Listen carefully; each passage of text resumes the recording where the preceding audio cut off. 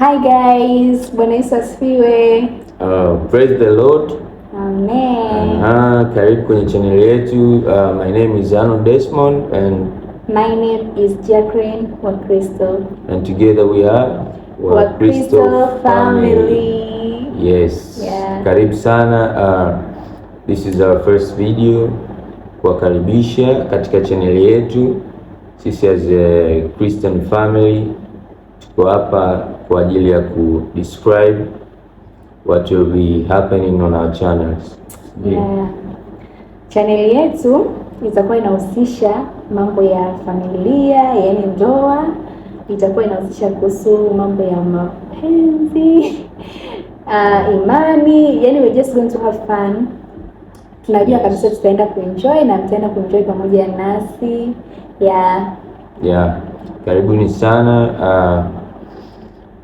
Short story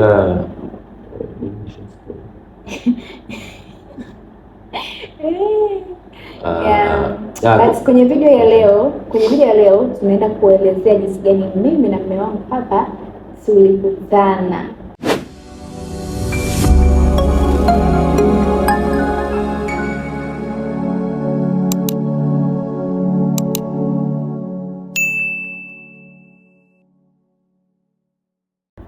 Tunaenda kuwapa story fupi na namna gani tulikutana mpaka tukafikia kukubaliana kuwa kwenye mahusiano. So baby, unakumbuka ilikuwaje? Kwanza tulikutana. Nakumbuka. Nakumbuka ilikuwa kanisani. Kanisa moja nilikuwa nasali miaka kadhaa iliyopita. Miaka kama 5, 6. Tulikutana kanisani tu, nadhani ilikuwa first time, ilikuwa ni kwenye harusi mtu au ilikuwa ilikuwa harusi. Tanza mimi hapa maana ndugu yangu kakumbuki vizuri. Ila siku ambayo mimi nilimuona ilikuwa Jumapili, siku ya ibada. Yes, nimpiga gitaa. Alikuwa pale madhabahuni.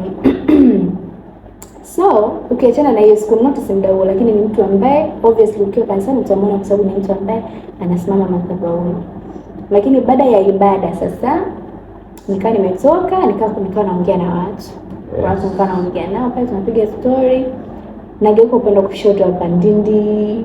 Nikaona kijana alikuwa amekaa kwenye gari, yani kama kaegemea gari, sema lake lakini sio lake. Ameegemea gari anapiga story na watu. Just imagine, yani nilivyomuona kulikuwa kuna watu wengi lakini sikuona watu wengine wote. Yani nilikuwa namuona yeye kama ni mtu ambaye ni kama zoom in ilitokea, ni kama alikuwa zoomed to my eyes. Nikasema that guy is cute, nzuri, lakini nilisha tu kusema hivyo, nilimwona tu ni mkaka mzuri basi. Hiyo ndio ilikuwa siku ya kwanza ambayo mimi nilikuona na nilikunotice. Wewe? Mimi kwanza ujue nilianza kufahamu kabla tujaonana.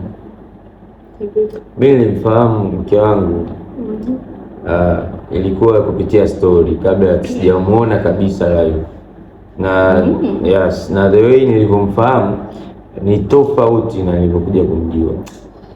Kwa sababu story nilizokuwa nazipata hazikuwa story nzuri wala zenye ukweli. People are wicked. Nilikuwa nazipata story kutoka kwa washikaji tu, ile kawaida kama vijana mnapiga story, kuna manzi fulani hivi na hivi. Manzi? What is manzi? Mwanamke. Manzi mwanamke tu? Sio mwanamke mtu mzima sana. Demo msichana mpenda. Msichana mrembo.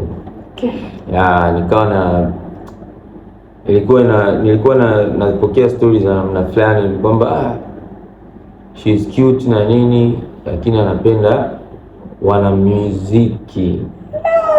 Hivyo ndio nilianza kumjua kwa kumsikia before sijakutana naye. Na yeye alikuwa anasali kanisa lingine. So ikatokea tu few days ahead akaja kanisani kwetu. And first time nakumbuka nimemuona, nilitambulishwa na mmoja kati ya watu ambao nilikuwa nasikia hizo story kwao. Nilitambulishwa tu kwamba huyu anaitwa fulani na nini, huyu ndo yule bwana, ile tukapeana kodi kwamba ndo yule tunamwongeleaga. Kumbe sema okay, na mimi nilijua ni wako pamoja na nini kutokana na zile story. Kwa hiyo Ilikuwa hivyo, then ikatokea tu some days zilipokuwa zinazidi kwenda, zikupita siku nyingi, ilikuwa ni kama wiki moja. Ilikuwa wiki iliyofuata ilikuwa ni birthday yangu.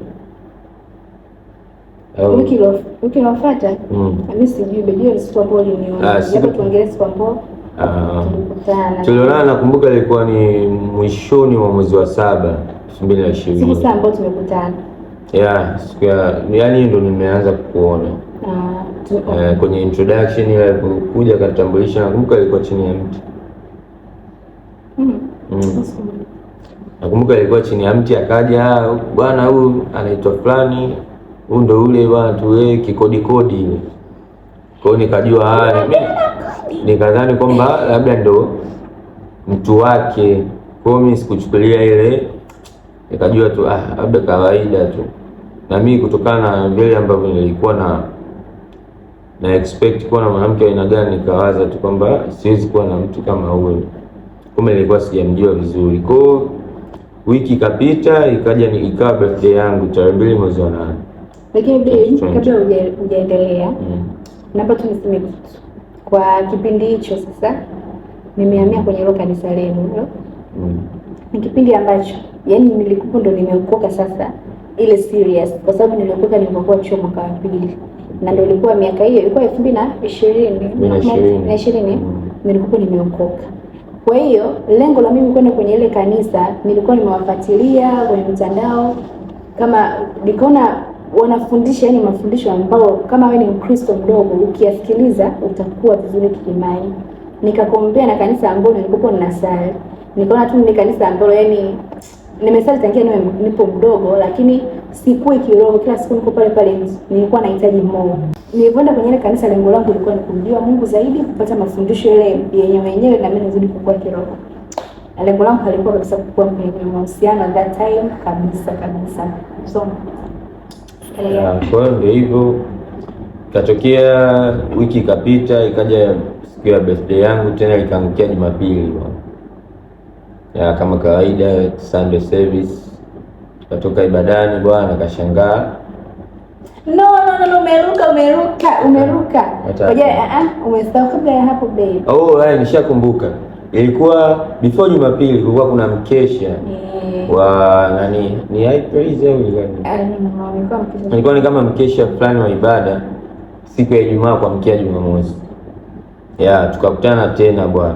Kuna mtu yule ambaye alimtambulisha mke wangu kwangu, akawa anamsindikiza au nieleze hapo. Ilikuwa Ijumaa mkesha. Baada ya hapo sasa ndo ilibidi niondoke niende zangu chuo asubuhi Jumamosi, lakini kwa naogopa kwenda stendi kwa sababu nilisikia kuna wezi na nini. Kwa hiyo nikamwomba huyo mtu ambaye alikuwa ni rafiki yangu wa kiume anisindikize wapi? Stendi. Yeye akawa anaogopa kunisindikiza, akamwomba mstari hapa, akamfuata, akamwambia tumsindikize Jackie stendi, tutarudi wote maana anaogopa vibaka. Jamaa akasema twende, usijali. Sasa kuja kwenda bana. Yule rafiki yangu kama alisaidia mkoba, yeye yuko mbele, nyuma akatuacha mimi na Amnon. Kaanza kupiga story. Anasema kesho bana anatembea mwenyewe anadunda. Mimi nikasema huyu mkaka hivi anajikuta nani?